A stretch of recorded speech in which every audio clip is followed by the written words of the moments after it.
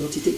Et c'est simplement ça. Donc celui qui peut porter cette identité-là, c'est d'abord quelqu'un qui a donné sa vie au Seigneur, qui a un jour accepté Christ comme Seigneur et Sauveur, qui a renoncé au péché et qui vit maintenant selon la parole de Dieu.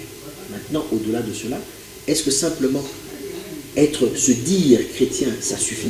Est-ce que avoir une église, avoir un pasteur, est-ce que porter un titre de pasteur, d'apôtre, est-ce que avoir une responsabilité dans son église, intercesseur, chantre ou protocole, est-ce que ça suffit pour porter l'identité de Dieu?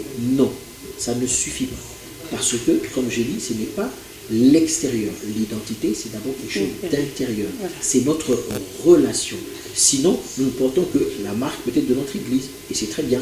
Quand on voit un chrétien qui est d'une église, on voit quand même l'image de son père spirituel.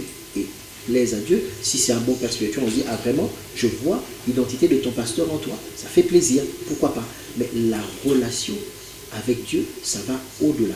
Parce que sinon, on porte simplement l'identité comme simplement des galons. Des galons. On est chrétien, c'est comme si on avait des galons et c'est tout. Mais c'est pas ça, cette identité. Je pense qu'une personne qui porte réellement, je vous donne l'exemple d'un soldat qui est formé, qui porte cette identité-là. Quand il arrive chez lui à la maison, il enlève ses vêtements, il enlève ses galons, il est le mari de quelqu'un, il est le papa de quelqu'un, etc.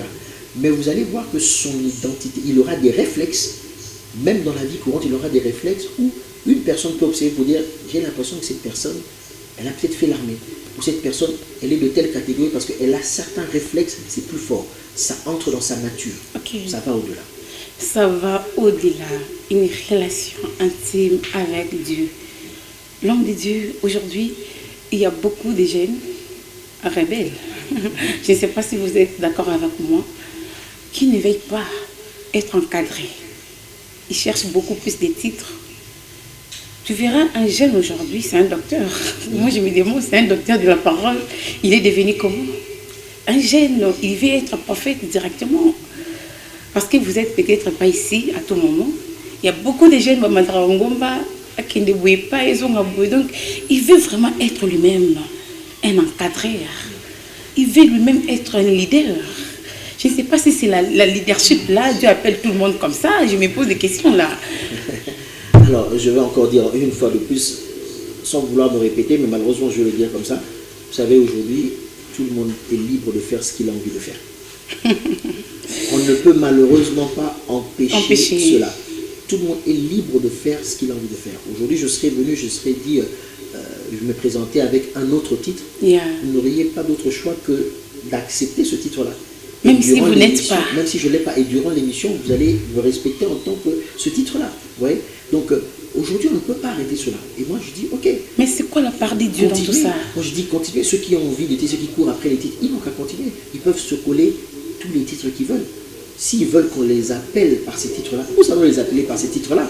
Mais ça ne fait pas leur identité devant Dieu. C'est ce qui est bien dans l'histoire. C'est qu'ils peuvent se dire, se proclamer, et ils peuvent avoir des grandes communautés qui les reconnaissent en tant que telles. Mais l'identité, vous allez voir que ça va au-delà. Ce n'est pas pour rien qu'au final, Christ, qu'est-ce qu'il dit? Mais le jour où je reviendrai, il y en aura qui vont dire, Seigneur, j'ai fait ci et ça pour toi. Et le monde peut-être la reconnaît. Mais Seigneur, pendant que tu viens dans toutes les rues, dans tout le boulevard de la rue principale de mon pays, mais il n'y a que des affiches en mon nom. Il y a mon effigie en grand. Mais le Seigneur peut-être diront à certains, pas à tous, à certains, je ne vous ai point connu. C'est quand même fort. Je ne vous ai point connu, ça veut dire que vous n'êtes pas, vous et moi, il n'y a rien à voir. Vous n'êtes pas de mon identité. Et voilà. Ça, voilà. Donc, ils peuvent dire, et c'est dommage parce que ce phénomène est en train d'empoisonner le monde entier, où les gens courent après le titre, parce que l'homme ne regarde qu'à ce qui est extérieur. Et on oublie que notre relation avec Dieu, ce n'est pas quelque chose d'extérieur, c'est quelque chose d'intérieur. Le jour où nous avons donné notre vie au Seigneur, dans n'importe quelle église, dans n'importe quelle circonstance, on ne nous a pas changé d'habit. On ne nous a pas coupé les cheveux, la barbe n'a pas poussé en un jour. Nous sommes restés apparemment les mêmes, mais il y avait quelque chose en nous qui avait changé ce jour-là. Et nous sommes devenus enfants de Dieu. Nous sommes devenus enfants de Dieu. Êtes-vous un enfant de Dieu parce que vous partez à l'église, parce que vous portez les titres, ou soit parce que vous avez une relation intime avec Dieu? C'est une grande question que nous devions se poser à tout moment. Je le fais, oui. Tu chantes, oui. Tu prêches, oui. Mais tu le fais au nom de qui? Tu le fais pour qui? et pourquoi. Voilà, l'homme de Dieu, rappelle-nous un peu, l'église, c'est quoi encore les noms? Alors l'église, c'est un nom qui est en anglais, Beacon, donc B-E-A-C-O-N. Et je vais définir, comme ça tout le monde sera fixé. Beacon, c'est en fait les phares qu'on met en mer pour les bateaux, pour diriger les bateaux. Donc c'est Beacon Church, voilà, c'est ça le nom de l'église que nous avons. Ok, c'est depuis combien de temps déjà? Depuis à peu près 18 ans. Oh là là, c'est déjà beaucoup, c'est pas facile. Hein? C'est pas facile. Et à Kinshasa, nous sommes où? À Kinshasa, alors c'est à Bandal, dans la commune de Bandalungwa. Ça c'est l'église centrale au niveau de Kinshasa. Et il y a une église à Kolwezi. À Kolwezi, à Kinshasa, ok. Merci beaucoup, l'homme de Dieu. Et à Le Paris. pasteur Patrick, que je salue, qui dirige. Ah, pasteur Patrick, je vous salue également. Ok, merci beaucoup. Pasteur Patrick, je vous salue. Pasteur Jean aussi. Hein? Pasteur qui est ici à Kinshasa, oui. Ok. Jean Kondo, qui est à Kinshasa. Vraiment, merci beaucoup. Si nous devions retenir quelque chose de plus important, l'identité du chrétien, c'était quoi vraiment l'objectif? L'objectif, c'était de faire comprendre aux chrétiens que ce n'est pas l'extérieur. L'identité, c'est d'abord quelque chose d'intérieur et nous l'apportons fortement. Okay. Et si, je crois que nous allons déjà à la conclusion, si je peux dire pourquoi, permettez-moi juste en quelques secondes de vous rappeler une chose. Dès le jardin d'Éden, le diable a voulu corrompre l'homme. Il a voulu changer l'identité de l'homme vis-à-vis de Dieu. Voilà. Parce qu'il savait que Dieu regarde à l'identité, ce que nous sommes intérieurement. Wow. D'accord. Et on le sait que dans la fin de temps, quand vous lisez dans l'Apocalypse 13, vous allez voir que le diable va venir avec une formule. Cette formule, ça sera quoi? De dire aux hommes, en général, et ça va être surtout crucial pour les chrétiens, de dire renoncez à votre identité. Parce que moi, je veux vous en donner une autre. Wow. La Bible dit qu'il va proposer la marque. Qu'on soit grand, petit, riche ou pauvre, il va proposer la marque. À avoir soit sur la main, soit sur le front. C'est l'identité. En acceptant cette marque-là, on va renoncer à notre identité chrétienne et on va dire que nous appartenons au diable par le canal de l'Antichrist. Donc on va faire allégeance. Et quand le Seigneur va revenir, ceux qui auront la marque, même si ils seront dans une église, ne seront pas pris. Vous voyez que ça va bien au-delà du fait d'avoir simplement une église, d'avoir simplement un titre, ça va bien au-delà de l'apparence, mais c'est quelque chose d'intérieur et c'est ce qui est intérieur que le diable veut corrompre, détruire pour que nous perdons notre identité vis-à-vis de Dieu et par conséquence, au dernier jour, nous n'ayons pas la vie éternelle. Parce que la vie éternelle, Dieu la partagera que avec ceux qui portent son identité. La vie éternelle, Dieu partagera qu'avec ceux qui portent son identité. Vous portez quelle identité?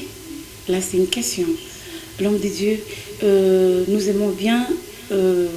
avant d'abord d'arriver là, vous avez un programme à l'église ou soit quelque chose à annoncer? On a un programme le dimanche, c'est le dimanche 1er, je crois, le dimanche 1er mars, on a un programme donc à Bandal, c'est à l'avenue Madouda, non, à l'avenue Sumbi plutôt, à Bandal. Il suffit d'arriver juste à Sinkin. Et puis, on peut se retrouver par rapport à l'école Les Bambas. L'école Les Bambas, ça sera dans l'ensemble de l'école Les Bambas. Pour le moment, l'église est là-bas. Les Bambas est secondaire, pas primaire, pas maternelle. Primaire et secondaire. Donc, nous serons là, sur place. Et c'est ce dimanche que nous aurons plutôt dimanche 1er, nous aurons une grande célébration là-bas avec tous ceux qui voudront se joindre à nous. Et comment est-ce qu'on va vous retrouver? Vous avez un numéro? Ou soit ils peuvent passer par chez nous? Oui, ils peuvent passer par chez vous. Malheureusement, ça se mélange encore là, dans ma tête. Je comprends bien. Qui se mélangent, veuillez m'excuser. Donc, je ne veux pas donner un numéro pour induire les gens en erreur, mais je crois qu'ils pourront passer par vous et vous les rediriger vers nos équipes qui sont ici à Kinshasa ou au Congo pour que ceux-là viennent et nous allons vraiment les accueillir et vous-même et votre équipe va vous accueillir pour partager ces instants-là. Merci beaucoup. L'identité du chrétien. Aujourd'hui, on ne sait pas qui est qui. Je ne sais pas, l'homme de Dieu, si vous direz quoi, parce que nous sommes presque à la fin. Des chrétiens qui se comportent mal. On ne sait pas comment situer un chrétien ou un païen. Nous partons à l'église, mais le comportement ne change pas. Notre façon de voir des choses ne change pas. Nous ne sommes pas différents des autres. Tandis que Dieu a dit, je mettrai la différence entre ce qui me sert et ce qui ne me sert pas. Moi, aujourd'hui, il n'y a pas la différence. Vous direz quoi? Parce que le chrétien aujourd'hui ne comprend pas son identité encore une fois de plus. Le chrétien veut se limiter à ce qui est extérieur. Et on oublie, j'insiste encore, on oublie que ça vient de l'intérieur. L'identité que nous avons, ce n'est pas l'extérieur qui influence notre intérieur, c'est l'intérieur qui doit influencer l'extérieur. Et si on va dans ce sens-là, et qu'à l'intérieur, il y a une vraie relation avec le Seigneur, je pense qu'il y a des choses qu'on ne viendra pas nous dire. On ne viendra pas nous l'expliquer, on aura compris. Il faudrait que le chrétien croisse en maturité. Parce qu'on peut avoir une identité, mais quand on n'a pas la maturité, on ne comprend pas cette identité-là et on ne comprend pas les enjeux qu'il y a derrière cette identité-là. C'est comme ça qu'un enfant d'un roi, quand il est encore petit, il est un peu comme un esclave. On lui répète peut-être tous les jours qu'il est prince, mais il ne comprend pas encore la portée de la chose. Donc il peut facilement sortir devant ses parents sans vêtements. Okay. Mais le jour où en plus de l'identité, il a une certaine maturité, il y a des choses qu'il ne fera plus de lui-même, parce qu'il comprend que ça ne colle pas avec mon identité. Le grand problème est celui-là. Les chrétiens ne veulent pas développer la sagesse et ne veulent pas développer la maturité pour qu'enfin ils puissent se comporter de manière, comment je peux dire, en harmonie avec leur identité. Tout le problème, on ne sait plus qui est qui.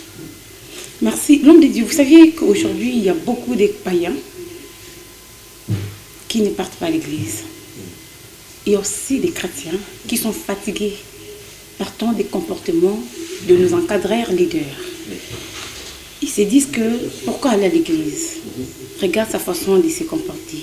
Regarde le même leader, comment est-ce qu'il se comporte, comment est-ce qu'il part, comment est-ce qu'il vit sa vie.